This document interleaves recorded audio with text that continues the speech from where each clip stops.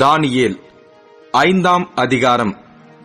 Belshazzar என்னும் ராஜா தன் பிரபுக்களில் 1000 பேருக்கு ஒரு பெரிய விருந்து செய்து அந்த 1000 பேருக்கு முன்பாக திராட்சரசம் குடித்தான்.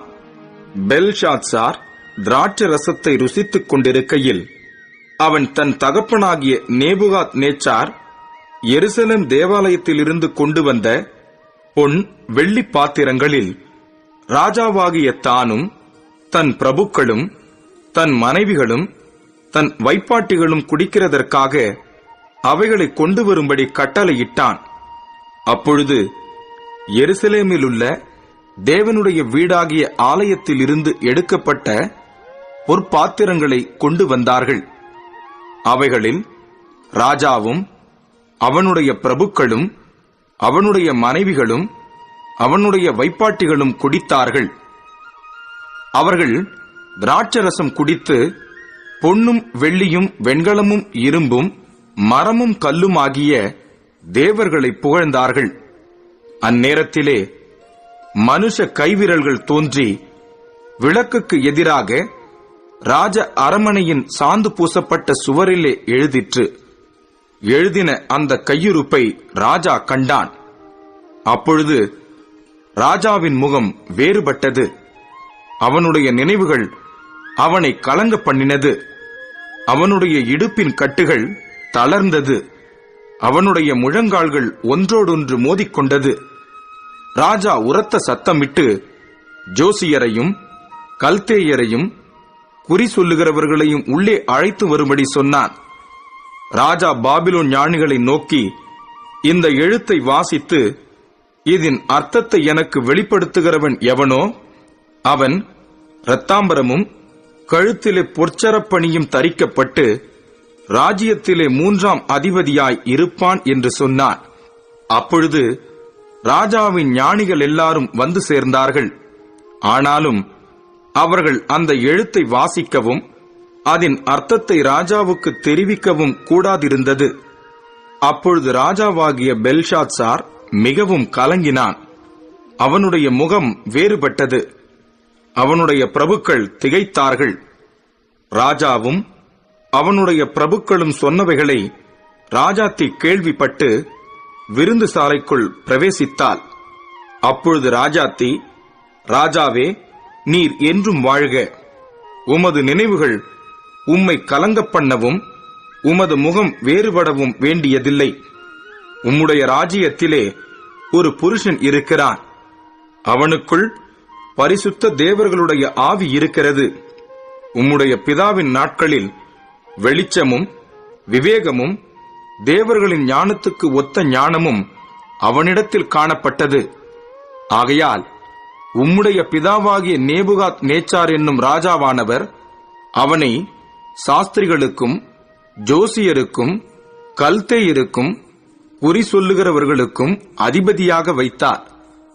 ராஜாவினால் பெல்தெஷாத்சார் என்னும் பெயரிடப்பட்ட அந்த தானியேலுக்குள் சொப்பனங்களை வியார்த்தி பண்ணுகிறதும் புதைபொருள்களை வெளிப்படுத்துகிறதும் கருகலானவைகளை தெளிவிக்கிறதுமான அறிவும் புத்தியும் விசேஷித்த ஆவியும் உண்டென்று காணப்பட்டது. இப்போதும் தானியேல் அழைக்கப்படட்டும், அவன் அர்த்தத்தை வெளிப்படுத்துவான் என்றாள். அப்பொழுது தானியேல் ராஜாவின் முன் உள்ளே அழைத்து வந்து விடப்பட்டான். ராஜா தானியேலை பார்த்து, நீ என் பிதாவாகிய ராஜா யூதாவிலிருந்து சிறைபிடித்து வந்த யூதரில் ஒருவனாகிய தானியேல் அல்லவா? உனக்குள்ளே தேவர்களின் ஆவி உண்டென்றும் வெளிச்சமும் புத்தியும் விசேஷித்த ஞானமும் உன்னிடத்தில் காணப்பட்டதென்றும் உன்னை குறித்து கேள்விப்பட்டேன். இப்போதும் இந்த எழுத்தை வாசிக்கிறதற்கும் இதன் அர்த்தத்தை எனக்கு தெரிவிக்கிறதற்கும் சாஸ்திரிகளும் ஜோசியரும் எனக்கு முன்பாக அழைத்து கொண்டு வரப்பட்டார்கள். ஆனாலும் இந்த வசனத்தின் அர்த்தத்தை வெளிப்படுத்த அவர்களால் கூடாமற் போயிற்று. பொருளை வெளிப்படுத்தவும் கருகலானவைகளை தெளிவிக்கவும் உன்னாலே கூடும் என்று உன்னை குறித்து கேள்விப்பட்டேன். இப்போதும் நீ இந்த எழுத்தை வாசிக்கவும் இதன் அர்த்தத்தை எனக்கு தெரிவிக்கவும் உன்னாலே கூடுமானால் நீ இரத்தாம்பரமும் கழுத்திலே பொற்சரப்பணியும் தரிக்கப்பட்டு ராஜ்யத்திலே 3ஆம் அதிபதியாய் இருப்பாய் என்றான். அப்பொழுது தானியேல் ராஜ சமூகத்தில் பிரதியுத்தரமாக, உம்முடைய வெகுமானங்கள் உம்மிடத்திலேயே இருக்கட்டும், உம்முடைய பரிசுகளை வேறொருவனுக்கு கொடும். இந்த எழுத்தை நான் ராஜாவுக்கு வாசித்து இதன் அர்த்தத்தை தெரிவிப்பேன். ராஜாவே, உன்னதமான தேவன் உம்முடைய பிதாவாகிய நேபுகாத் நேச்சாருக்கு ராஜ்யத்தையும் மகத்துவத்தையும் கனத்தையும் மகிமையையும் கொடுத்தார். அவருக்கு கொடுக்கப்பட்ட மகத்துவத்தினாலே சகல ஜனங்களும் ஜாதியாரும் பாஷைக்காரரும் அவருக்கு முன்பாக நடுங்கி பயந்திருந்தார்கள். அவர் தமக்கு சித்தமானவனை கொன்று போடுவார், தமக்கு சித்தமானவனை உயிரோடே வைப்பார், தமக்கு சித்தமானவனை உயர்த்துவார், தமக்கு சித்தமானவனை தாழ்த்துவார். அவருடைய இருதயம் மேட்டிமையாகி அவருடைய ஆவி கர்வத்தினாலே கடினப்பட்ட போது அவர் தமது சிங்காசனத்தில் இருந்து தள்ளப்பட்டார். அவருடைய மகிமை அவரை விட்டு அகன்று போயிற்று. அவர் மனுஷரினின்று தள்ளப்பட்டார். அவருடைய இருதயம் மிருகங்களுடைய இருதயம் போலாயிற்று. காட்டு கழுதைகளோட சஞ்சரித்தார். உன்னதமான தேவன் மனுஷரின் ராஜ்யத்தில் ஆளுகை செய்து தமக்கு சித்தமானவனை அதின்மேல் அதிகாரியாக்குகிறார் என்று அவர் உணர்ந்து கொள்ளும் மட்டும் மாடுகளைப் போல் புல்லை மேய்ந்தார். அவருடைய சரீரம் ஆகாயத்து பனியிலே நனைந்தது. அவருடைய குமாரனாகிய பெல்ஷாத்சார் என்னும் நீரோ வென்றால், இதையெல்லாம் அறிந்திருந்தும் உமது இருதயத்தை தாழ்த்தாமல் பரலோகத்தின் ஆண்டவருக்கு விரோதமாக உம்மை உயர்த்தினீர்.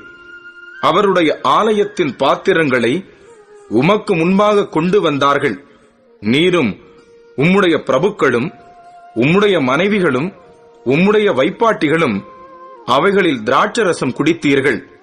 இதுவுமன்றி தம்முடைய கையில் உமது சுவாசத்தை வைத்திருக்கிறவரும் உமது வழிகளுக்கு எல்லாம் அதிகாரியுமாகிய தேவனை நீர் மகிமைப்படுத்தாமல் காணாமலும் கேளாமலும் உணராமலும் இருக்கிற வெள்ளியும் பொன்னும் வெண்கலமும் இரும்பும் மரமும் கல்லுமாகிய தேவர்களை புகழ்ந்தீர்.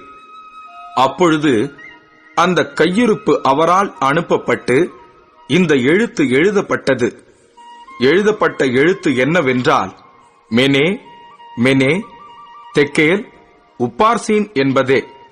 இந்த வசனத்தின் அர்த்தமாவது, மெனே என்பதற்கு தேவன் உன் ராஜ்யத்தை மட்டிட்டு அதற்கு முடிவுண்டாக்கினார் என்றும், தெக்கேல் என்பதற்கு நீ தராசிலே நிறுக்கப்பட்டு குறைய காணப்பட்டாய் என்றும், பெரேஸ் என்பதற்கு உன் ராஜ்யம் பிரிக்கப்பட்டு மேதியருக்கும் பெர்சியருக்கும் கொடுக்கப்பட்டது என்றும் அர்த்தமாம் என்றான்.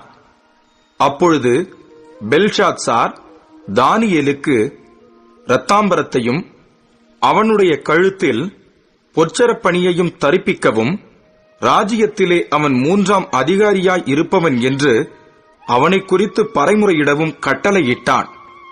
அன்று ராத்திரியிலே கல்தேயரின் ராஜாவாகிய பெல்ஷாத்சார் கொலை செய்யப்பட்டான். மேதியனாகிய தரியு தன் 62ஆம் வயதில் ராஜ்யத்தை கட்டிக்கொண்டான்.